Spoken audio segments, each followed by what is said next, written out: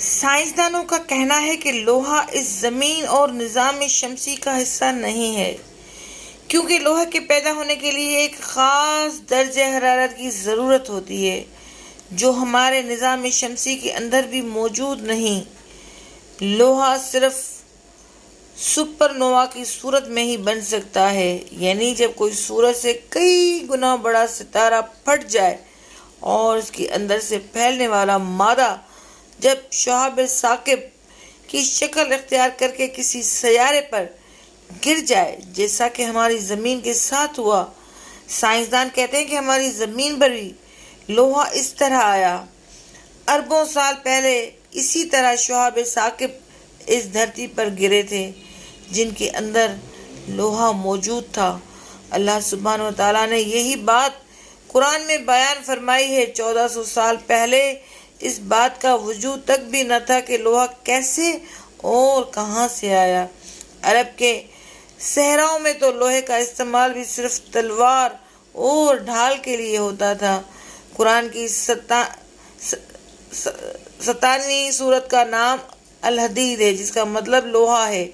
لوہے کے نام پر پوری سورت موجود ہے، اور اسی سورت کی آیت میں اللہ فرماتا ہے کہ اور ہم نے لوہے کو اتارا، اس میں سخت قوت اور لوگوں کے لیے فائدے ہیں۔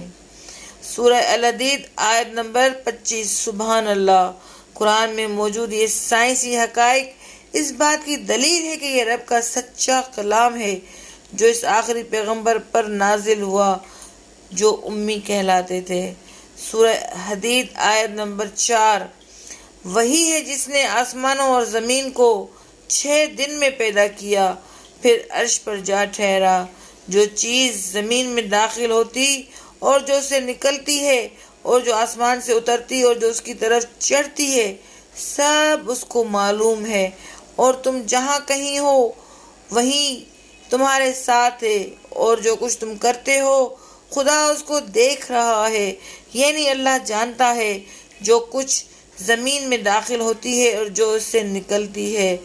اس سے بھی زیادہ حیران کر دینے والی بات یہ ہے کہ لوہا زمین کے بالکل درمیان میں ہے، اور لوہے کی بدولت مقناطیسی لہریں زمین کے گرد پیدا ہوتی ہیں، جس سے زمین پر سورج کی الٹرا ریز اثر انداز نہیں ہو سکتی، اور یہ وائرلیس کمیونیکیشن میں بھی مدد فراہم کرتی ہے۔ اب حیران کرنے والی بات یہ ہے کہ قرآن میں 114 سورتیں ہیں اور سورہ الحدید کا نمبر 57 ہے، یعنی سورہ حدید عین قرآن کے بیچ میں ہے، اور لوہا اسی طرح زمین کے درمیان ہے۔ یعنی اللہ نے اس سورت کی ترتیب بھی اسی حساب سے رکھی ہے جو کہ ایک معجزے سے کم نہیں۔ یہ بات حقیقت ہے کہ لوہے کے بنا زمین پر زندگی تقریباً ناممکن تھی۔ لوہا ہیموگلوبن کی صورت میں ہمارے خون میں موجود ہے، جو کہ خون میں آکسیجن کو پورے جسم پہنچانے کا کام کرتا ہے۔ عربی زبان کے 28 حروف ہیں اور ہر حرف سے کوئی عدد منسوب ہے۔ حروف کو مختلف ترتیب سے لکھا جاتا ہے۔ سب سے زیادہ عام طریقہ یہ کہ الف، با، جیم، دال، ہا، واو، زے، ہے، توئے، 1 2 3 4 5 6 7 8 9، یہ، کاف، لام، میم، نون، سین، عین، فے، صاد، 10 20 30 40 50 60 70 80 90، کاف، رے، شین، تے، سے، خے، زال، ضاد، زوئے، 100 200 300 400 500 600 700 800 900، غین، 1000۔ ایک کے لیے، ایک بے کے لیے 2 کا عدد ہے، جیم کے لیے 3 اور دال کے لیے 4۔ اس طرح الحدید میں الحدید الف، لام، ہا، دال، یا، دال الفاظ ہیں۔ اس کے ابجد الفاظ درج ذیل ہیں۔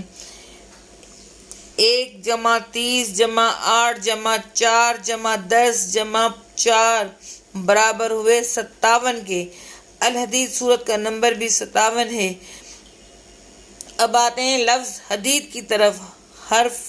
حدید میں 4 الفاظ ہیں، ہا، دال، یا، دال۔ اس کا ابجد نمبر ہے 8 جمع 4 جمع 10 جمع 4 برابر ہوئے 26 کے۔ اب آپ سوچیں گے کہ اب 26 کیا چیز ہے؟ جی جناب، یہ لوہے کا ایٹمک نمبر ہے۔ Atomic number of iron is 26۔ سورہ حدید میں رکوع کی تعداد 4 ہے، جبکہ آئرن کے لیے آئسوٹوپس کی تعداد بھی 4 ہے۔ ہماری زمین میں سب سے زیادہ لوہا زمین کی سب سے اندرونی تہہ انر کور میں پایا جاتا ہے۔ انر کور 80% لوہے اور 20% نکل پر مشتمل ہے۔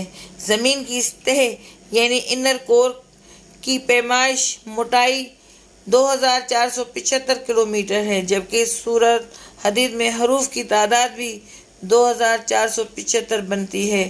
سورہ حدید قرآن مجید کی 57ویں سورت ہے، جبکہ سائنسدانوں کے مطابق انر کور کا درجہ حرارت بھی 5700 کلون یعنی 5427 ڈگری سینٹی گریڈ ہے، جبکہ آئرن کے ایک آئسوٹوپ کا ماس نمبر بھی 57 ہے۔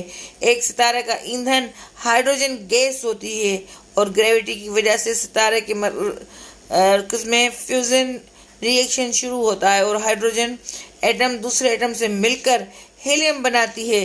جب کسی ستارہ کی تمام ہائیڈروجن ختم ہو جاتی ہے تو اس کا ایندھن ہیلیم ہوتا ہے اور ہیلیم کے ایٹم فیوژن ری ایکشن سے نائٹروجن اور پھر آکسیجن بناتے ہیں، پھر اور آخر میں لوہا بنتا ہے۔ جبکہ کسی ستارے میں لوہے کے پیدا ہونا شروع ہو جائے تو وہ ستارہ مر جاتا ہے اور بلاسٹ کر کے لوہا کائنات میں چھوڑ دیتا ہے۔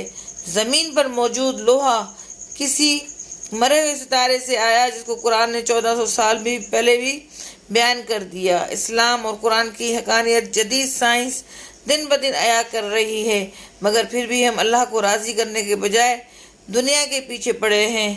بے شک قرآن حکیم ایک زندہ و جاوید معجزہ ہے۔